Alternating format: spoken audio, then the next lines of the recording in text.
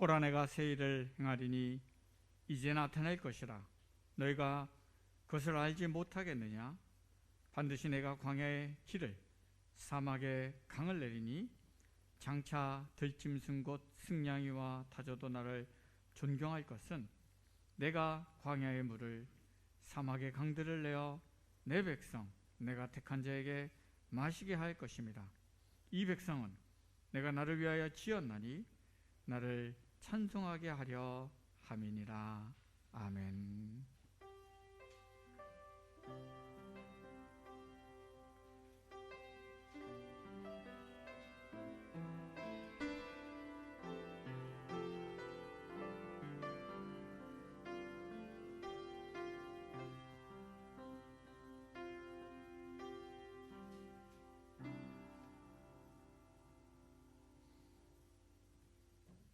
늘 우리를 생명의 길로 인도해 주시는 하나님 아버지, 새해 첫 주일을 주님 앞에 나와 감사와 찬송과 영광으로 예배드리게 하심을 감사드립니다.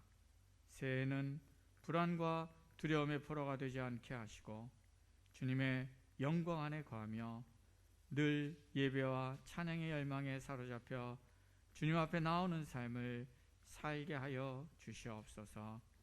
또한 인간의 저주를 해결하려는 고집스러운 자아와 욕망을 따라 살아가려는 마음을 십자가 앞에 내려놓고 성령께서 주시는 지혜와 통찰력을 가지고 살아가게 하여 주시옵소서.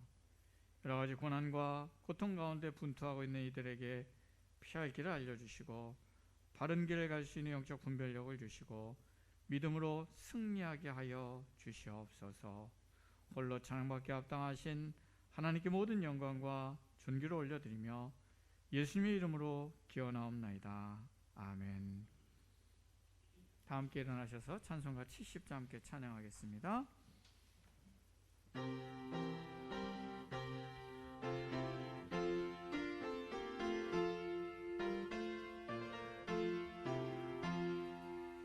피난처 있으니 환난을 당한 자 이리 오라. 땅들이 변하고 물결이 일어나 산 위에 넘치되 두렵지 않네. 이방이 떠들고 나라들 모여서 진동하나 우리 주 목소리 한 번만 바라면 천하의 모든 것들 하겠네. 만유주 하나님 우리를 도우니 피난처요.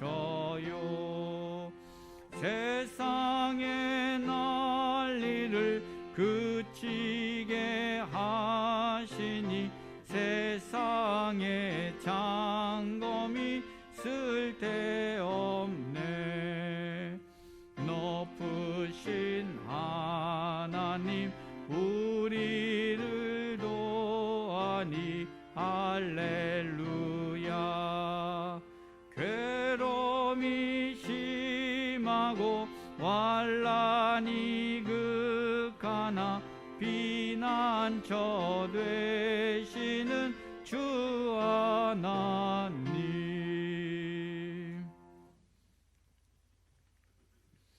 성시교독은 교독문 18번입니다. 시편 31편의 말씀입니다.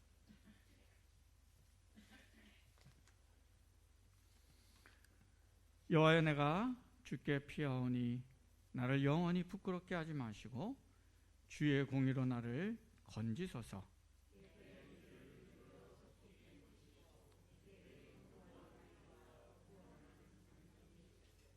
주는 나의 반석과 산성이시니 그러므로 주의 이름을 생각하셔서 나를 인도하시고 지도하소서.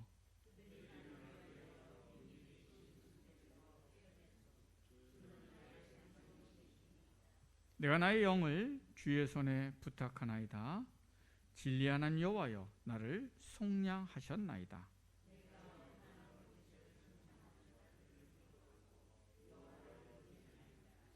내가 주의 인자하심을 기뻐하며 즐거워할 것은 주께서 나의 고난을 보시고 환난 중에 있는 내 영혼을 아셨으며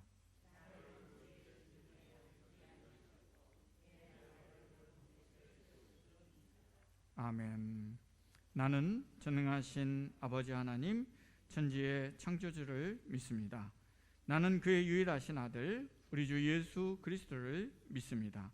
그는 성령으로 잉태되어 동정녀 마리아에게서 나시고 본디오 빌라도에게 고난을 받아 십자가에 못 박혀 죽으시고 장사된 지 사흘 만에 죽은 자 가운데서 다시 살아나셨으며 하늘에 오르셔 전능하신 아버지 하나님 우편에 앉아 계시다가 거기로부터 살아있는 자와 죽은 자를 심판하러 오십니다.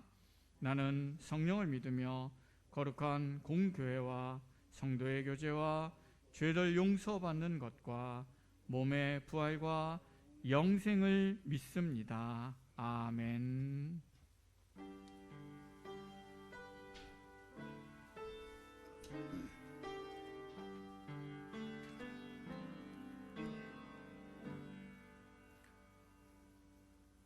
기도드리겠습니다.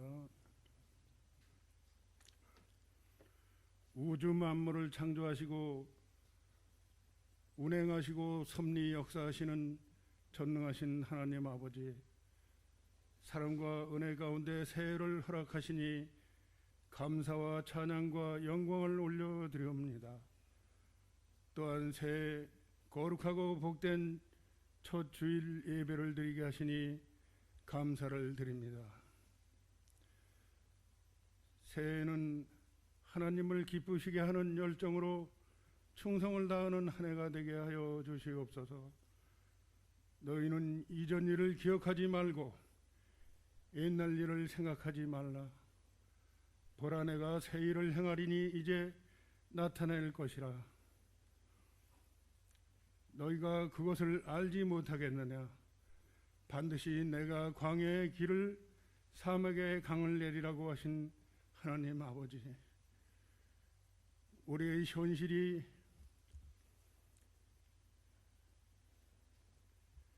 사막과 광야 같은 암울한 상황에 처해 있을지라도 낙심하거나 좌절하지 않게 하시고 사막의 강을 광야의 길을 내두시겠다고 하신 하나님을 신뢰하고 새로운 목적을 이루어 주실 줄 믿고 목적 달성을 위해 열심히 일하는 한 해가 되게 하여 주시옵소서. 새해에는 포로된 자에게는 사슬이 풀려 해방의 자유를 주시고 눈먼 자가 보게 되는 역사가 일어날 뿐만 아니라 광야의 길을 사막의 강을 내는 소원 성취의 역사가 일어나는 새해가 되게 하여 주시옵소서. 주님께서는 아무도 받아주지 않는 가장 낮은 자리에 오셔서 병든 이들과 굶주린 자들과 세상에서 가장 낮고 천한 자리의 지극히 작은 자들과 죄인들이 친구가 되어 주셨고 그들의 생명을 살리는 일을 하셨습니다. 현실을 볼 때 한국교회가 회개하고 돌이켜 하나님을 본받아 따르는 삶을 살게 하여 주시옵소서. 예배 처소마다 하나님께서 기뻐하시는 예배가 되게 하시고 은혜 받고 주님이 주시는 자유와 평화와 풍성한 은혜를 누리는 교회가 되게 하여 주시옵소서. 하나님의 창조 질서에 역행해온 인류의 죄악으로 인한 모든 재앙을 거두어 주시고 새해에는 이 땅에 하나님의 창조 질서가 회복되어 자유와 평화가 넘치게 하여 주시옵소서. 공의와 정의를 행하는 것을 무엇보다 기쁘게 여기시는 하나님께서 삶의 현장에서 하나님의 뜻을 실천하는 삶을 살게 하여 주시옵소서. 긴 코로나 재앙과 여러 가지 환난으로 수많은 인류가 견디기 힘든 고난에 처해 있습니다. 환난 날에 나를 부르라고 하신 하나님께서 울부짖는 이들을 불쌍히 여겨주시고 자비를 베풀어 주셔서 새해엔 모든 일상이 속히 회복되도록 역사하여 주시옵소서. 일과 하나님의 뜻을 거역하는 행위를 멈추게 하시고 하나님께로 돌아서서 한없이 크고 높고 위대하신 하나님을 영화롭게 하는 삶을 살게 하여 주시옵소서. 코로나 재앙으로 일터와 사업장을 잃고 고난당하는 이들에게 새해엔 일터와 사업장을 허락하여 주셔서 감사가 넘치는 새로운 삶을 살게 하여 주시옵소서. 하나님 아버지, 추운 종들기에 우리의 모든 지체들의 건강을 지켜주시고 여러 가지 질병으로 견디기 힘든 질고의 삶을 벗지 못하고 있는 지체들과 사회 경제적 약자들의 짐을 주님께서 대신 져주시고 질병과 고난에서 자유케 하여 주셔서 하나님께 감사와 영광 돌리는 삶을 살게 하여 주시옵소서. 교회를 섬기는 모든 손길 위에 복을 주시고 더욱 귀하게 쓰임받는 능력 있는 일꾼들로 세워 주시옵소서. 약자를 보호하시는 하나님, 우리 교회가 예수님을 본받아 환난 날에 지극히 작은 자들을 섬기는 삶을 살게 하여 살도록 하나님께서 도와주시옵소서. 우리 교회 젊은 세대와 청소년 어린이부가 부흥되도록 역사해 주셔서 다음 세대를 잘 이어가도록 도와주시고 이 나라와 민족을 사랑하시는 하나님께서 위정자들과 권력자들이 하나님의 뜻을 따르게 하시고 위국 헌신으로 이 나라와 민족을 위해 일할 수 있는 지도자와 지방자치단체장과 지방의회를 세워주시옵소서. 이 나라와 민족의 통일은 오직 하나님의 손에 있사오니 자주적인 통일의 역사를 이루어 주시옵소서. 이 시간 목사님 말씀 전하실 때 성령의 역사하심으로 말씀에 능력 있게 하시어 우리 모두 은혜 받고 예수님을 본받아 따르는 삶을 살도록 인도하여 주시옵소서. 새해의 모든 소망을 주님의 손에 의탁하오며 예수님의 이름으로 기도드리옵나이다. 아멘.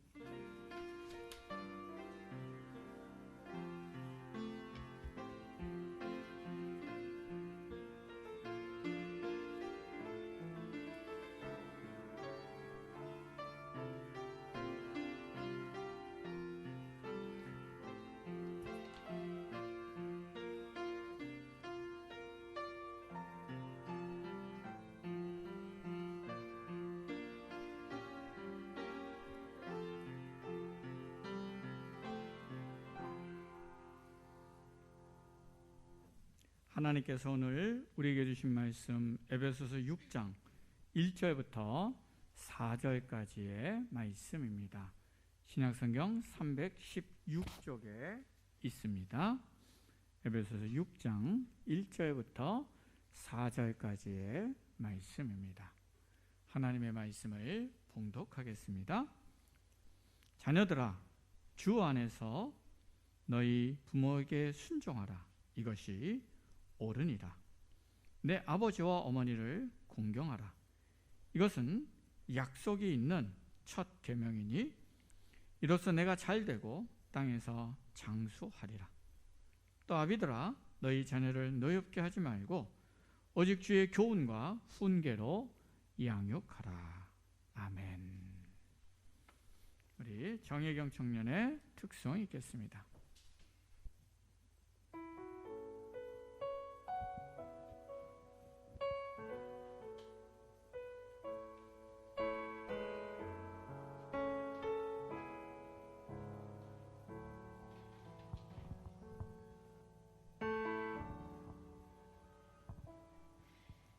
유익하던 것을 다 해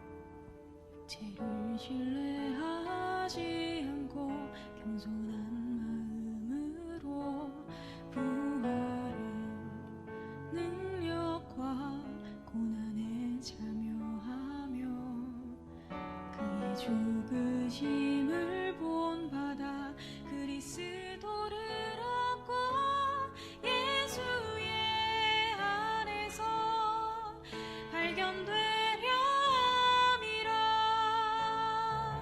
표대를 향하여 그리스도 예수 안에서 부름의 상을 위하여 달려가노라. 이전에 있는 것은 모두 잊어버리고 앞에 계신 그리스도께로 달려가노라.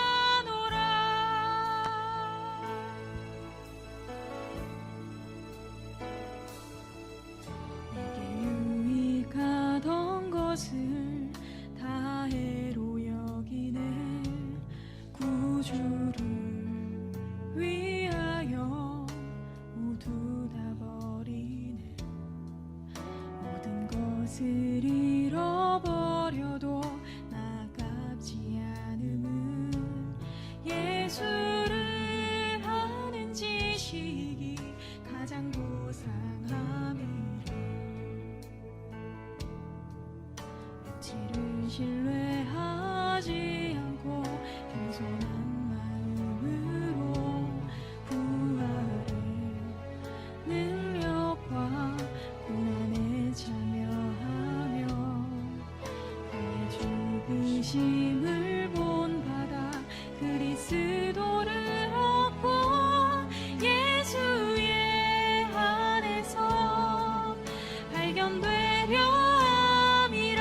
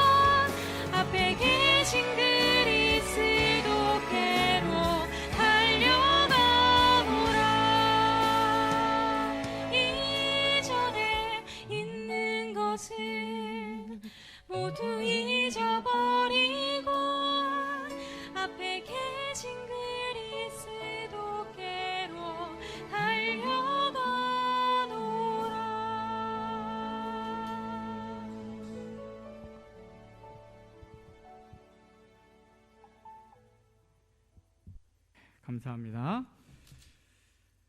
자, 우리 2022년도 첫 번째 주일입니다. 우리 옆에 사람과 한번 인사할까요?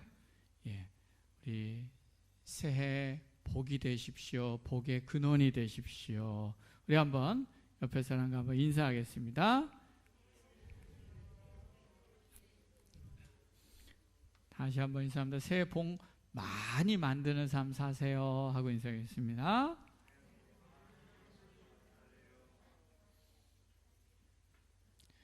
예. 금년 한 해가 정말 그쵸? 예. 우리가 복을 받는 삶은 하나님 굉장히 중요하죠. 하나님으로부터. 그러나 더 훌륭하고 더 중요한 삶은 이미 하나님이 우리 안에서 일하시고 역사하고 계셔요. 그렇죠? 그래서 우리가 복이 되는 거죠. 복의 근원이 돼서 우리가 살아가는 곳에 어디든지 나를 통해서 주님의 복과 은혜가 넘쳐나는 삶을 사는, 이게 사실 그리스도인의 삶인 것 같아요. 그리고 이 분위기가 안 좋고 복이 없는 데 가서는 바로 내 안에 계신 주님을 드러냄을 통해서 복이 없는 것을 복되게 만드는 삶을 사는 것, 그게 그리스도인의 삶인 것 같습니다. 그래서 우리가 금년 한 해 우리가 거하는 곳, 우리가 만나는 곳, 우리가 있는 곳에 하나님의 복이 넘치게 만드는, 그렇죠? 예, 그런 복이 되고 복을 만들어가는 그런 복된 삶을 살아갈 수 있는 저와 우리 모두가 될 수 있기를 주님의 이름으로 축원합니다. 우리가 지난 주일인 12월 마지막 주일에는 성경적 부부관계에 대해서 함께 살펴봤고요. 이제 새해 첫 번째 주일은 성경적 부모와 자녀 관계에 대해서 살펴보는데 굉장히 큰 의미가 있다라고 지난 주일날 얘기했습니다. 왜냐하면 하나님께서 인류에게 허락하신 최초의 공동체가 뭡니까? 가정이에요. 그렇죠? 하나님이 아담을 창조하신 다음에 아담이 혼자 사는 것이, 독처하는 것이 보기에 좋지 않아서 하와를 만드셔서 가정을 주셨어요. 하나님이 첫 번째 만든 공동체가 가정 공동체이고요. 그래서 가정 공동체는 우리가 이 땅에서 행복하고 풍요롭고 또 건강하고 성숙한 삶을 살아가는 데 있어서 굉장히 기초가 되는 중요한 공동체다, 이렇게 말할 수 있습니다. 그렇기 때문에 우리가 건강한 가정 공동체를 세우는 것은 우리의 삶 전체에 굉장히 중요한 기초를 닦는 것이다 말할 수 있고요. 우리가 그래서 그런 얘기를 하죠. 그 사람 됨됨이를 보려면 부모를 보면 된다, 그런 얘기를 합니다.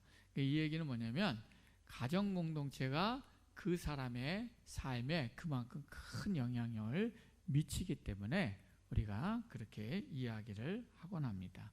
그리고 마음의 상처와 아픔과 또 많은 삶의 왜곡된 모습을 가지고 살아가는 사람들을 가만히 보면 어린 시절에 가족과의 관계에서, 특히 부모님과의 관계에서 받은 상처나 아니면 부모로부터 받은 왜곡된 가치관이나 그런 교육들이 그 사람의 평생에 영향을 끼치는 것을 매우 자주 보게 됩니다.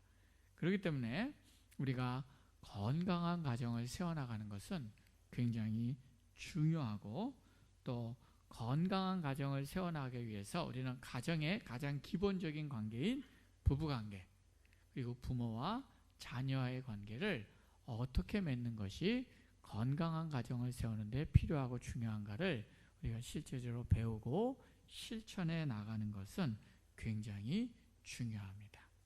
그래서 우리가 지난주에는 건강한 부부관계가 어떤 것인가에 대해서 우리가 살펴봤다면, 오늘과 또 다음 주에 걸쳐서 건강한 부모와 자녀와의 관계는 어떻게 세우는 것인가에 대해서 살펴보려고 합니다. 오늘은 먼저 성경적으로 자녀가 부모에 대해서 어떤 자세를 가져야 되는가, 대해서 살펴보려고 합니다. 오늘 본문에 보면 자녀들을 향해서 뭐라고 이야기를 하냐면 부모에게 순종하고 부모를 공경해야 된다라고 가르쳐 주고 있습니다. 이 부모에게 순종하고 부모를 공경하라는 가르침은 사실은 모든 시대, 모든 지역, 그리고 모든 고등 종교가 한결같이 공통적으로 거론하는 보편적인 진리의 가르침입니다. 그런데 요즘 아이들에게 부모에게 순종하고 부모를 공경해라 라는 걸 가르치다 보면 종종 당황할 때가 있습니다. 제가 우리 아이들도 이제 고2, 고 중인데요. 지금은 좀 커서 부모에게 순종해야지, 공경해야지 그러면은 그런 줄 알아요. 못하는 거에 대해서 미안해하고 잘못해하고. 근데 우리 애들이 초등학교 때 제가 이제 당황했던 기억이 나는데 우리 딸내미가 이렇게 뭔가 이렇게 잘못을 했어요. 그래서 제가 막 꾸중을 하고 그러면 안 되지. 그러니까 자기도 이제 했는데 그러면서 얘가 뭐라 그러냐면 짜증난다는 거예요. 뭐가 짜증나냐 그랬더니 왜 엄마 아빠는 자기들이 잘못하면 막 혼내고 꾸짖는데 엄마 아빠가 잘못하면 왜 우리는 혼내고 꾸짖으면 안 되냐는 거예요. 엄마 아빠도 잘못하면 나도 혼내고 꾸짖을 수 있는 거 아니냐고, 왜 이렇게 불공평하냐고 이야기를 하더라. 또 한 번은 밥 먹는데 어른들이 오기 전에 자기들끼리 막 먼저 먹어요. 그래서 야, 식사할 때는 어른들이 올 때까지 기다렸다가 어른이 먹고 나중에 먹는 거를 왜 그래야 되는 거야? 내가 배고파 죽겠는데. 근데 그 얘기를 들으면서 이 녀석이 이렇게 버릇이 없어. 이런 생각이 들기보다는 제 마음에 어떤 마음이 들었냐면 굉장히 당황스러웠던 게 뭐냐면 내가 어렸을 때는 부모를 공경하고 부모에게 순종하는 걸 당연하게 여겼던 것 같아요. 그래서 그렇게 하지 못하는 것에 대해서 꾸짖음을 받으면 내가 잘못했구나, 죄송하네, 창피해 이랬는데 근데 요즘 애들은 왜 그래야 되는데요? 하고 질문을 하는구나. 왜 부모를 공경하고 왜 부모에게 순종해야 되는데요? 근데 막상 이렇게 대답이 안 내는 거예요. 왜냐하면 너무 당연하게 생각하기 때문에. 너무나 당연하게 생각해 왔지 왜 그래야 되지? 이런 질문을 던져본 적이 없었기 때문에 우리 애들이 그렇게 딱 질문하는데 순간 제가 말문이 탁 막혔었던 그랬던 경험들이 있었습니다. 그러면서 제가 그런 생각을 해봐요. 요즘 애들 왜 이렇게 생각할까? 이걸 왜 당연하게 여기지 않고 이거를 왜 그래야 되냐고 질문할까? 이게 뭐가 문제지? 하고 생각을 하다 몇 가지 이런 이유들 때문에 그럴 수 있겠구나, 요즘 애들이 그런 생각을 해보게 됐습니다. 하나는 뭐냐면요, 이 세대가 가정의 역할이 빠르게 변화하기 때문에 생기는 현상 중에 하나겠다라는 것을 이해하게 됐습니다. 이전 시대의 가정은 교육의 중심지였습니다. 가정에서 삶을, 예의를 배우고 인간관계의 방식을 배우고 또 좀 더 몇십 년 전만까지만 해도 우리나라가 농업사회일 때만 해도 가정에서 기술을 배웠어요. 그래서 어른은 우리에게 뭐냐면 존경과 배움의 대상이었습니다. 어른이 말하는 게 맞는 거예요. 그렇죠? 농사도 어떻습니까? 어른이 말하는 게 굉장히 옳아요. 그래서 어른에 대한 권위가 있었습니다. 그런데 이제는 산업사회가 되고 특히 최근에 이제 정보가 빠르게 발달하는 시대가 되면서 이제는 뭐냐면 우리가 교육은 주로 어디에서 받습니까? 학교에서 받아요. 그러니까 아이들에게 가장 영향력 있는 사람은 누구예요? 부모가 권위가 있는 게 아니라 학교 선생님. 요즘은 학교 선생님도 권위가 없어요. 누가 제일 권위가 있어요? 학원 선생님이 제일 권위가 있어요. 애들한테. 그래서 똑같은 말도 부모가 하면 잔소리예요. 학원 선생님이 하면 자기에게 금과 옥조 같은 말씀이에요. 그래서 집에 와서 엄마 아빠 학원 선생님이 이렇게 말했어. 근데 가만히 좀 내가 맨날 하던 얘기야. 네, 부모가 맨날 하던 얘기는 안 들어, 귀등이. 학원 선생님이 하면 그거는 중요한 진리예요.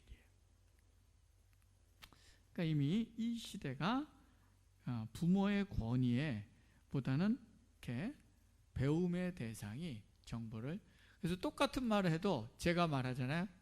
그러면 에이 그걸 맞아요? 찾아봐야겠다. 근데 학원 선생님이 한 말은 무조건 맞대요. 이 시대가 갖고 있는 특징이 이런 부분에서 오는 거죠. 그리고는 부모는 그러면 그런 시대에 어떤 대상입니까? 스폰서예요. 어떤 스폰서요? 내게 학원비 잘 대주고 내가 배우고 싶을 때 잘 지원해주고 그리고 내가 어떻게 해야 될지 정보 갖다 주는 스폰서예요. 그래서 아이들이 불만이 많으면 주로 불만이 뭡니까?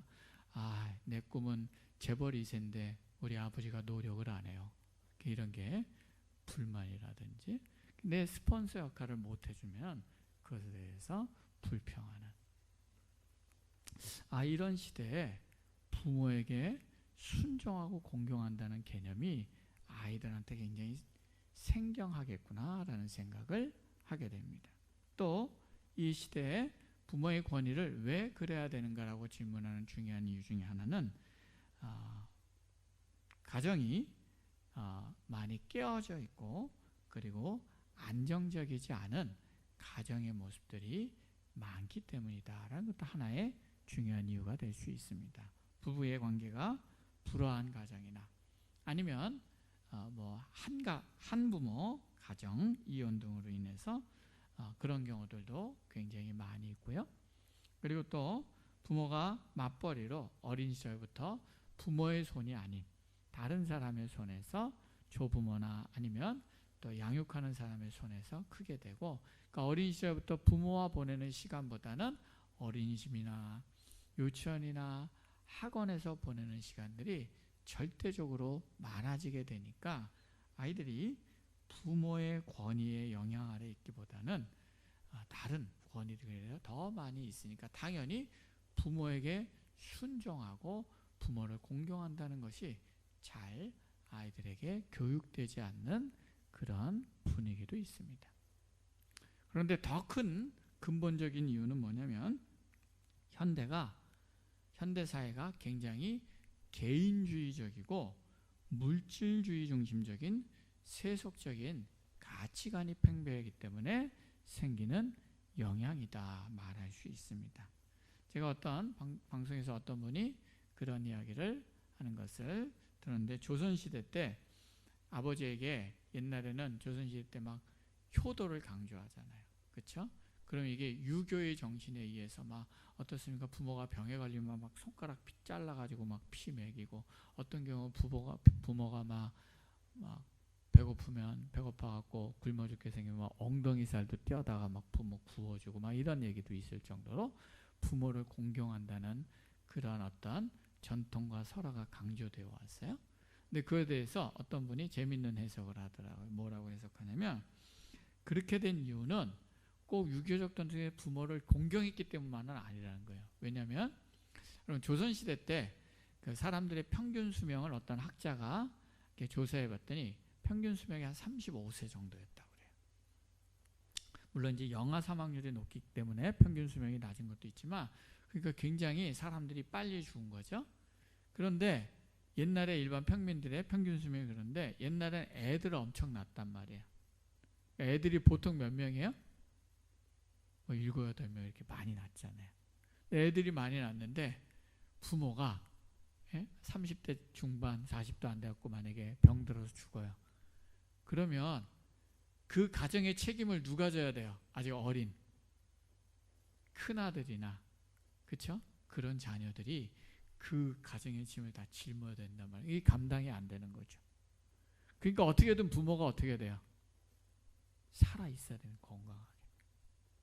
그러니까 우리 부모가 건강하게 살아 있게 하기 위해서 뭐예요? 막 손가락 피라도 잘라서 어쨌든 부모를 살려야 된다는 거죠. 그래서 그런 부모에 대한 공경이 굉장히 강했다라고 해석하는데 상당히 어떤 부분은 일리가 있어요. 여러분, 그래서 지난번에 제가 얘기했듯이 요즘 어떤 조사에서 애들한테 부모가 언제까지 살면 좋겠냐 했더니 60살까지 살고 돌아가시면 좋겠다 그랬다 그러잖아요. 왜 그러냐 그랬더니 자기가 대학 졸업하고 취직할 때까지 부모가 자기를 다 지원해 줘야 돼요. 그럼 이제 한 60살 되겠죠? 그럼 그때 이제 어떻게 하면 돼요? 자기 이제 다 컸으니까 부모님 빨리 돌아가시고 그 유산 내가 받아서 편하게 살겠다는 거예요. 그렇게 생각한다는 거예요. 예. 그러니까 오늘날 우리가 이렇게 개인주의적이고 물질 중심적인 세속적 가치관이 강해지다 보니까 아이들이 가정의 중심도 다 나예요. 부모님이 가정의 중심이 아니에요. 가정의 중심은 다 나를 위한 지원하는 구조예요. 그리고 나중에 자기가 커서도 부모님과 같이 살겠다는 이유가 뭐냐면 부모님이 자기를 잘 키워줘서 공경해서 같이 살겠다는 게 아니에요. 부모랑 같이 있으면 요즘 집값도 비싼데 집 없이도 부모 밑에 빌부터 살 수 있고 또 자기 먹고 싶은 거 있을 때 뭐예요? 부모한테 먹을 거 해달라 갖고 편하게 먹을 수 있고 자기 애 낳으면 애 키워줄 수 있고 그러니까 뭐예요? 부모랑 같이 살고 싶다. 그 이유가 그게 먼저 사람들에게 떠오른다는 것입니다. 그러니까 이렇게 개인적이고 물질 중심적인 그런 실용주의적 시대 가운데서 부모를 공경한다는 것도 어떤 개념이냐면 내가 받은 만큼 주는 거예요. 근데 내 마음에 받은 것보다 부모에게 더 부담을 줘야 될 상황이 되면 어떻게 된 거예요? 부담스러운 거예요. 그래서 그럴 때는 부모님 빨리 요양병원 보내야겠다. 요양원 그냥 보내는 게 낫겠다. 부모가 짐으로 여겨지게 되는 거죠. 부모에게 순종해야 되는 것도 왜 순종합니까? 내 필요에 의해서. 아직 우리 부모님이 물려줄 재산이 많아. 그럴 때는 뭐예요? 부모가 좀 성질 부리고 성격이 까탈스러워도 매주 찾아가서 잘 맞춰요. 그러다 이제 부모한테 받을 거 다 받았어. 그럼 이제 뭐예요? 전화 와도 안 받아. 전화 와도 안 받고. 예. 이런 세태들의 분위기들이 점점 많아지는 게 이 세대라는 거죠. 이런 시대에 오늘 성경은 뭐냐면 부모에게 순종해야 된다 라고 가르치고 있어요. 그러면서 이렇게 우리가 부모에게 순종하는 삶을 살아야 대한 이유가 뭐냐 했을 때 1절에 보면 뭐라고 말씀하냐면 그게 옳기 때문이다. 부모에게 순종하는 게 옳은 일이기 때문에. 옳은 일이라는 건 뭐예요? 옳다는 것은 이치에 맞다는 거예요. 그게 이치에 맞고 그것이 바른 삶의 원리며 질서이기 때문이다 라고 설명하는 것입니다. 사람은요 태어날 때 하늘에서 뚝 떨어지거나 땅에서 쏟아난 게 아니라 다 부모를 통해 나옵니다. 그래서 우리는 그렇게 부모를 통해 태어나서 부모의 돌봄과 양육을 받으며 성장합니다.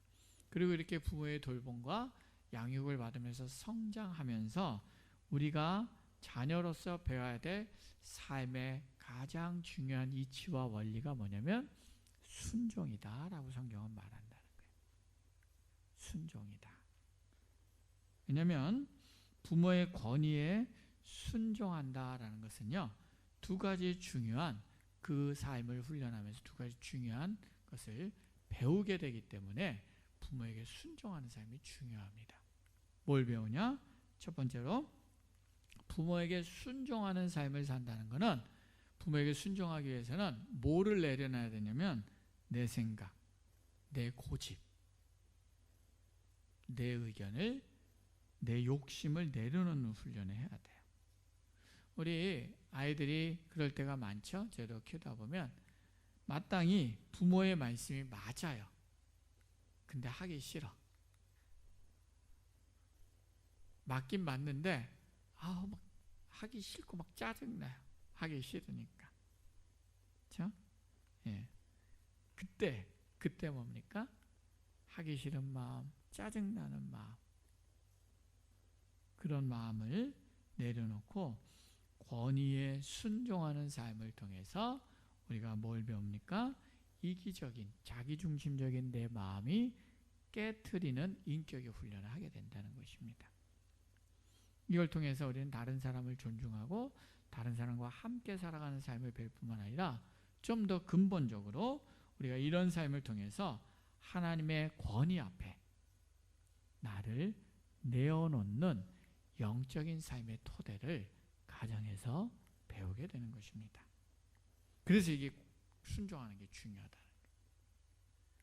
그리고 또 부모에게 가정에서 순종하는 삶을 살아가는 게 중요한 이유는 뭐냐면요, 순종하고 권위에 순종한다는 건 그 권위의 울타리 안에 거하는 삶을 배운다는 것입니다. 인간이 하나님을 떠난 죄인이 된 이후로 인간은 우리 안에 우리의 존재의 근원이신 하나님으로부터 분리됐기 때문에 오는 깊은 불안과 깊은 두려움을 기본적으로 안고 살아갑니다. 그래서 사람은요, 어떻습니까? 딱 살아가면서 늘 내 삶은 앞이 안 보이는 상황에서 늘 뭡니까? 괜찮아. 내 안에 하나님이 다 그 사람에게 주신 몫이 있어. 나도 내 삶 그렇게 몫이 있어 하고 편안한 마음을 갖나요? 안 그래요. 사람들은 그런 마음을 갖고 자기의 보이지 않는 미래에 대해서 편안하고 기대하는 게 아니라 기본적으로 어떻습니까? 불안해요. 기본적으로 내가 앞으로 어떻게 되지? 내가 대학은 어떻게 될까? 직장생활을 어떻게 할까? 또 직장 다니면 언제 잘리지? 또 내 노후는 어떡하지? 내가 나중에 병들고 쇠약해지면 어떡하지? 기본적으로 존재 안에 불안과 두려움을 안고 살아갑니다. 이게 왜냐하면 우리가 하나님과 분리되어 있기 때문이라. 그래서 사람들은 이런 불안과 두려움을 없애기 위해서 뭡니까? 뭔가 자꾸 움켜쥐는 거예요.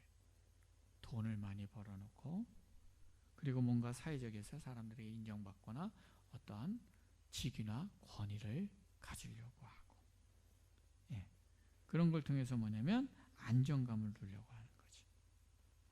그런데 어린 시절부터 부모의 권위에 순종하는 삶을 산다는 것은 뭐냐면 부모의 권위와 울타리 안에서 내가 안정감을 누리는 삶을 배워나간다는 의미를 담고 있습니다.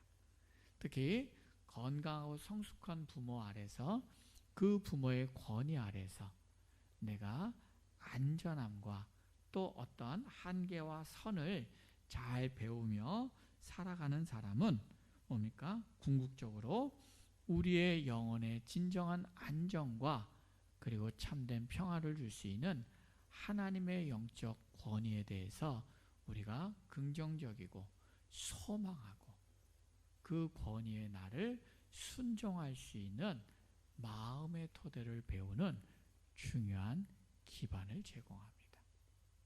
그래서 이 순종하는 삶을 사는 게 중요하다는 것입니다.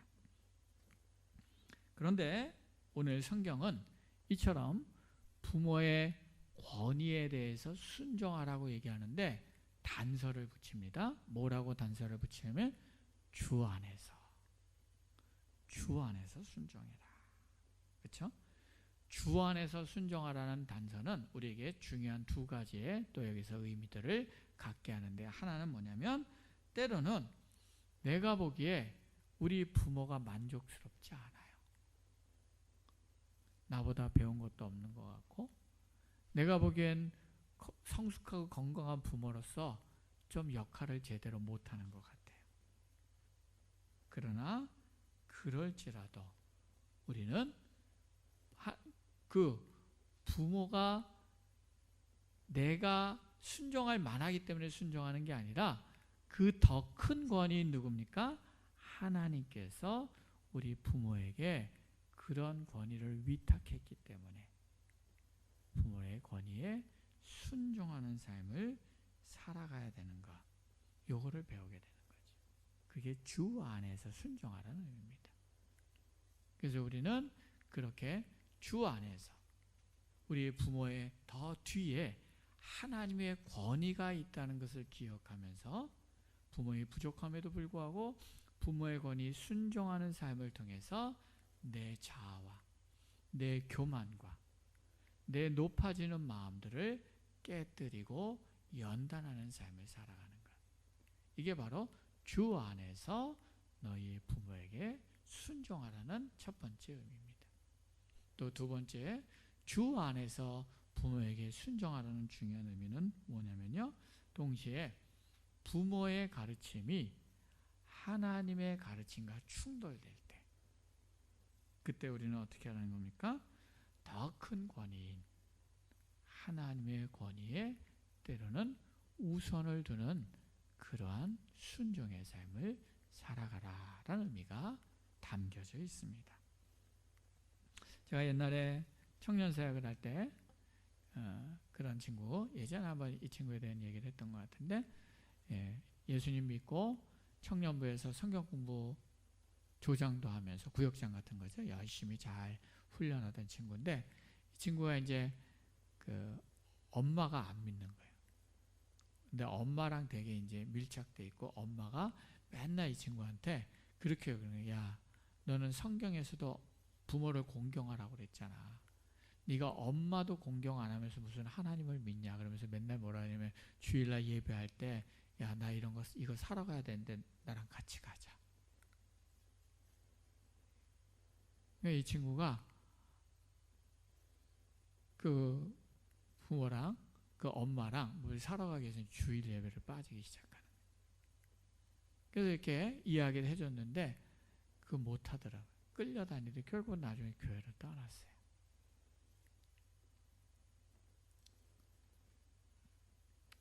처럼 주 안에서 부모에게 순종하라는 것은 권위가 충돌할 때 우리가 더 큰 권위에 순종하는 자세 안에서 부모에게 순종하는 거다 라는 것이 주 안에서 부모에게 순종한다라는 의미입니다. 자, 이렇게 부모 아래에 있는 우리가 부모 안에서 부모의 권위에 순종한다면 근데 이제는 뭐냐면 자녀가 장성했어요. 장성해서 이제 부모를 떠납니다. 요즘은 예전에는 자녀가 부모를 떠난다는 게 결혼해서 떠나는 거예요. 왜냐하면 옛날 정서에는 부모가 성인이 되면 마땅히 당연히 뭐예요? 바로 결혼을 하잖아요. 부모를 떠나요. 요즘은 좀 시대가 달라졌죠. 자녀가 장성해도 결혼 안 하는 경우가 너무 많아요. 늦게 하거나. 그렇기 때문에 요즘은 결혼해서 떠나는 게 아니라 성인이 되면 떠나는 겁니다. 자녀가 성인이 되면 부모를 떠나는 거예요. 자녀가 장성해서 이제 부모를 떠나면 이제 부모에 대해서 우리가 어떤 태도를 가져라? 오늘 성경은 공경하는 자세를 갖는다. 부모를 공경한다는 것. 여기서 부모를 떠난다는 건 근데 꼭 나가 살라는 의미는 아니에요. 장성해도 부모랑 같이 살 수 있습니다. 그러나 우리가 심리적으로, 정서적으로, 영적으로 이제 부모로부터 독립하라는 의미죠. 또 경제적으로도 독립할 수 있으면 독립해 나가는 거고요. 그런데 요즘 보면 이게 잘 안 되는 사람들이 많아요. 부모가 자녀를 떠나보내지 않는 사람들도 되게 많아요.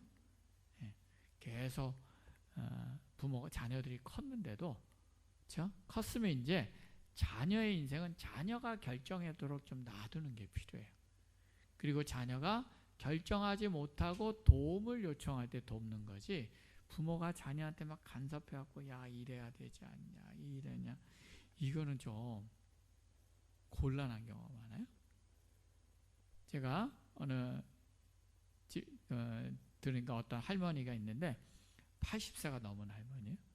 근데 그 집에 딸들도 있고 아들이 둘이 있는데 딸들은 이제 다 시집가고 잘 사는데 아들은 둘이 있는데 다 60이 넘었죠. 근데 둘 다 장가를 안 갔다는 거예요. 근데 할머니가 80대 넘은 할머니인데 지금도 꿈이 뭐냐면 장가 가서 애라도 하나 낳는다는 거예요. 지금 재산이 많은 거예요. 어떻게든 자기 아들이 장가 가고 어디 애라도 하나 좀 낳았으면 좋겠다. 80이 돼도 뭐예요? 그 자녀에 대한 그 포기가 안 되네. 붙잡고. 근데 직접 말은 못하고 주변에다 말하는 거죠. 직접 말은 못하는 거죠. 왜냐하면 말했다가 엄청 막 구박받으니까 주변에 다른 자녀들한테 계속 말하고 못 떠나는. 근데 뿐만이 아니에요. 자녀들도 부모로부터 독립을 못하는 경우가 많아요. 성인이 됐는데도 문제 생기면 쭈르르 엄마 아빠한테 가서 엄마 아빠의 도움을 요청하고 기대에 살고 이리저리 도움은 받아요. 근데 또 웃기는 건 도움은 받으면서 간섭을 안 받으려고 그래요. 스폰서만 하라는 거죠. 그렇죠? 예, 그러면 안 되죠. 도움을 받았으면 할 수 없이 도움을 받는 만큼 종속될 수밖에 없는 거예요. 간섭을 안 받고 떠나려면 어떻게 돼요? 그럼 독립하면 돼요. 그게 기본 원리란 말이에요. 그리고 독립하고 그런 가운데서 뭡니까? 부모에 대한 자세는 뭐냐면 공경이라는 거예요. 이 공경한다는 것은 그 원어의 의미를 보면요. 헬라의 원어의 의미는 뭐냐면 가치를 둔다라는 의미를 담고 있습니다. 그러니까 부모를 공경한다는 건 뭐냐면 부모로부터 뭘 받았기 때문에가 아니라 부모라는 존재 자체가 가치가 있다는 것을 염두에 둔다는 거예요. 부모이기 때문에 존경하는 거예요. 그게 공경한다는 거예요. 부모라는 사실 때문에. 부모님이 많이 배웠던 그렇지 않던 나와 마음이 맞든 마음이 맞지 않든 부모님이기 때문에 소중하게 여기고 존경하고 최선을 다해 섬기는 것이 바로 공경한다는 의미라는 거예요.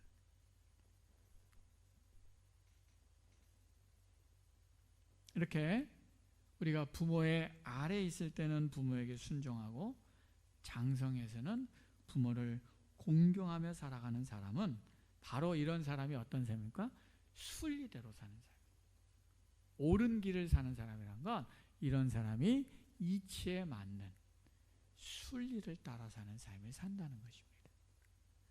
그리고 이렇게 순리대로 살아가는 사람을 성경은 이런 사람이 뭡니까? 이 땅에서 복을 받고 장수한다라는 일반적인 원리를 말씀해 주고 있습니다. 순리대로 사는 사람이 복을 받는 거죠. 형통하게 사는 거죠. 여러분, 이처럼 우리가 성경이 우리에게 가르쳐 주시는 부모에게 순종하고 부모를 공경하는 삶을 살아가려면 사실 그거는 굉장히 많은 연단과 훈련이 필요합니다. 그렇죠? 부모에게 나는 사랑받지 못했어. 상처. 그것도 넘어서야 되고 때로는 그렇게 하고 싶지 않아. 내 욕심과 하기 귀찮아. 게으름과 또 부담지고 싶지 않은 부담을 갖고 싶지 않은 이기적인 마음이나 우리 안에 있는 수많은 이런 것들이 깨어지고 내려놓아질 때 우리는 부모에게 순종하고 부모를 공경하는 삶을 살아갈 수 있게 됩니다. 오늘 우리의 삶에서 내가 먼저 이런 원리대로 살아가고 또 우리와 우리의 자녀 자손들에게 왜 부모에게 순종하고 공경해야 되는지 이것이 가는 중요한 영적 의미들을 잘 가르쳐 나가서 우리가 부모에게 순종하고 공경하는 삶을 살아감을 통해서 우리의 삶이 하나님으로부터는 이 온갖 좋은 신령한 것과 풍성한 은혜들을 잘 누리고 이 땅 가운데서 형통하게 살아갈 수 있는 그런 복이 오늘 우리 모두의 가정과 가문 안에 풍성하게 넘쳐날 수 있기를 주님의 이름으로 축원합니다. 기도하겠습니다. 살아계신 하나님 아버지, 오늘 성경은 부모에게 순종하고 부모를 공경하는 것이 올바른 우리의 삶의 순리임을, 하나님의 뜻임을 가르쳐 주십니다.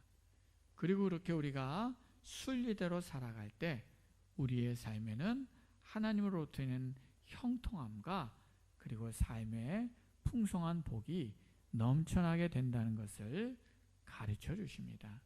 주님, 오늘 우리 모든 성도들이 이러한 부모에게 순종하고 공경하며 우리의 자녀와 자손들의 가정이 부모에게 순종하고 공경하는 이러한 삶의 원리들을 잘 실천해 나감을 통해서 우리 모든 성도들의 가정들이 그리스도 안에서 복과 은혜가 넘쳐나는 가정이 될 수 있도록 은혜 베풀어 주시옵소서. 예수님의 이름으로 기도드리옵나이다. 아멘.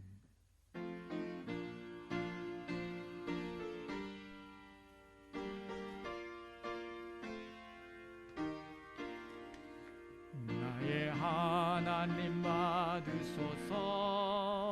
주께 드리는 이 예물을 소리 높여 감사로 주께 드리네. 아멘.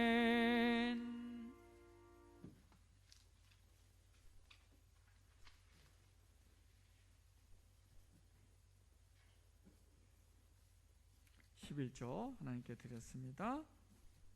감사헌금, 신년 감사헌금, 주일헌금, 선교헌금, 초하루헌금 하나님께 드렸습니다. 우리 드리신 헌금과 함께 기도하겠습니다.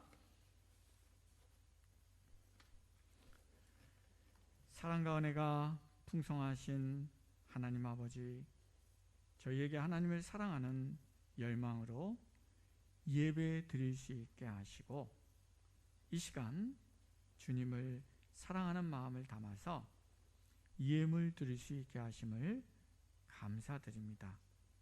우리의 삶에 여러 필요들이 있지만 주님 사랑하고 주님 나라의 영광을 위해서 우선순위를 두고 기쁨으로 우리의 주일헌금과 11조와 감사헌금과 신년 감사헌금과 초하루헌금과 선교헌금을 구별하여 주님 앞에 드리오니 연락하여 주시고 주님 나라 영광을 위해 사용하여 주시옵소서.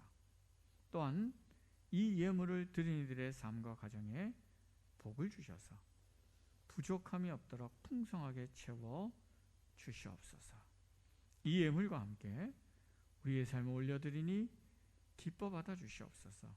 내 욕심과 내 생각대로 살지 않게 하시고 요동하는 세포에 흔들리지 않도록 붙잡아 주시고 오직 주님의 뜻을 이루는 삶을 살게 하여 주시옵소서. 예수님의 이름으로 기도드리옵나이다. 아멘.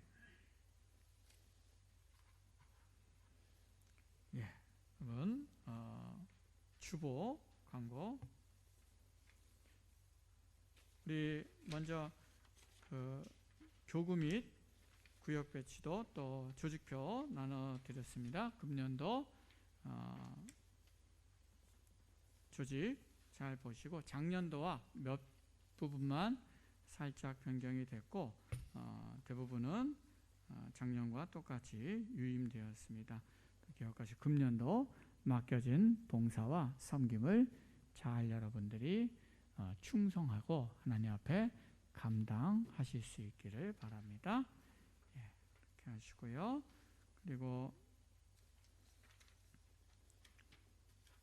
우리 내일부터 신년 작정 기도회가 있습니다. 새벽에 월요일부터 토요일까지 오전 5시 30분에 기도회 합니다. 그리고 오후 9시 저녁에는 개인기도 월화목금 교회 팀링크로 들어오시면 또 말씀 한 장을 함께 읽고 또 전체 기도 제목 한두 가지 기도하고 이어서 각자 개인 기도하는, 그래서 매일매일 기도하는 삶을 우리의 삶의 중심에 두도록 하기 위해서 이런 훈련을 하고자 합니다. 여러분들이 많이 동참해 주시고 또 이 시간들을 잘 활용하셔서 개인 경건의 삶의 유익을 잘 누려 가시면 좋을 것 같습니다. 우리 김달순 집사님이 아마 낙상 사고로 좀 당하신 것 같아요. 넘어지신 모양이에요. 그래서 어제 아마 낙상은 이제 그저께 이제 다치셨는데 어제 병원에 입원하셨다 그러는데 아직 정확히 어느 병원에 입원했는지 아드님도 잘 모르고 좀 의사소통이 좀 어려운 부분이 있는데 어쨌든 위에서 빨리 회복될 수 있도록 기도해 주시면 감사하겠습니다. 그리고 우리 예쁘게 꽃 우리 피순문 원사님께서 강단 장식하셨습니다. 성탄절 또 새해 맞이해서 하나님 앞에 강단 장식하셨습니다. 매일 신앙 신천훈련은 이제는 하나님 사랑은 매일 본문 3번 있는 게 아니라 이제 양이 많아졌기 때문에 아침 우리가 새벽 본문 그다음에 저녁의 본문 이렇게 2개 본문 한 번씩만 쭉 읽으시고 그다음에 이웃사랑으로 매일 3분 동안 성도 3명을 위해 기도하고 교회와 나라를 위해 각각 1분씩 기도하고 그리고 확인 문자를 보내시면 좋겠습니다. 이렇게 이것을 매일 우리의 삶의 하나의 일상으로 매일 경건 실천을 해나가시면 감사하겠습니다. 예, 그렇게 하고요. 혹시 또 다른 광고가 있으신가요? 예, 광고 없으면 우리 다 함께 일어나셔서 그리고 우리 아픈 사람들 가운데 지금 보면은 병원에 입원하신 분은 김달순 집사님이죠. 또 요즘 홍대숙 권사님이 몸이 많이 안 좋으세요.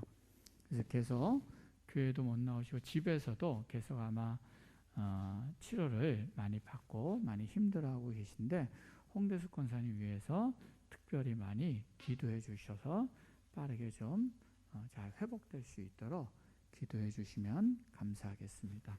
예, 우리 다 함께 일어나셔서 559장 함께 찬양하겠습니다.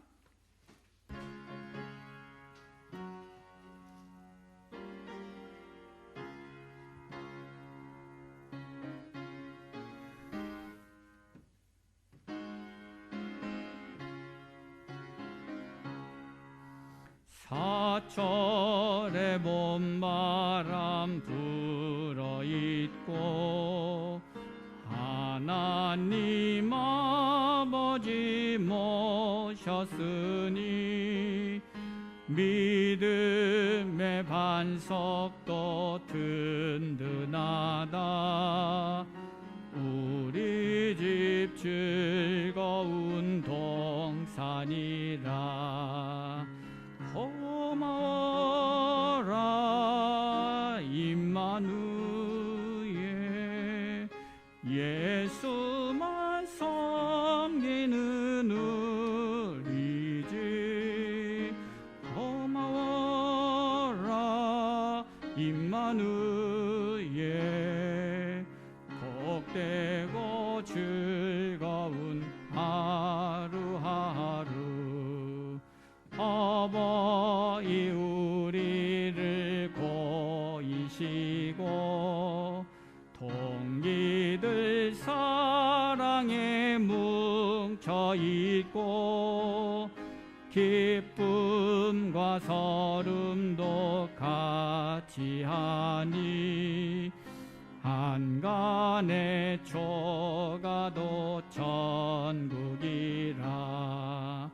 고마워라 임마누엘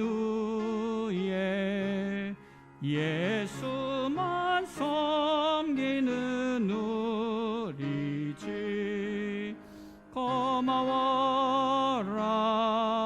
임마누엘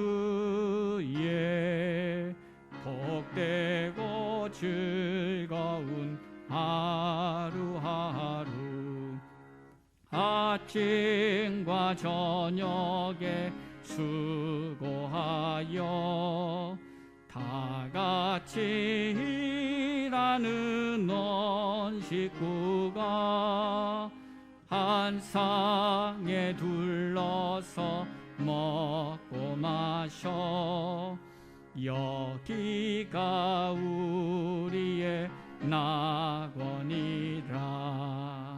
고마워라 임마누엘, 예수만 섬기는 우리 주. 고마워라 임마누엘, 복되고 즐거운 하루하루. 이제는 우리 주 예수 그리스도의 은혜와 하나님 아버지의 크신 사랑과 성령님의 교통하심과 인도하심과 역사하심이 부모에게 순종하고 부모를 공경하는 삶을 살아감을 통해서 이 땅 가운데 순리대로 아름답고 건강한 가정을 이루고, 또한 그러한 가정 안에서 우리가 아름답게 신앙 안에 성장함을 통하여서 우리의 삶이 복되고 형통하며, 그리고 이 땅에서 하나님의 큰 복과 은혜를 누리는 그런 삶을 살기를 결단하고 주님 앞에 나오는 이곳에 모임 우리 수진교회 성도들과 이 땅의 모든 하나님의 교회와 하나님의 사람들 위해 이제로부터 영원토록 함께 하시기를 간절히 축원하옵나이다. 아멘.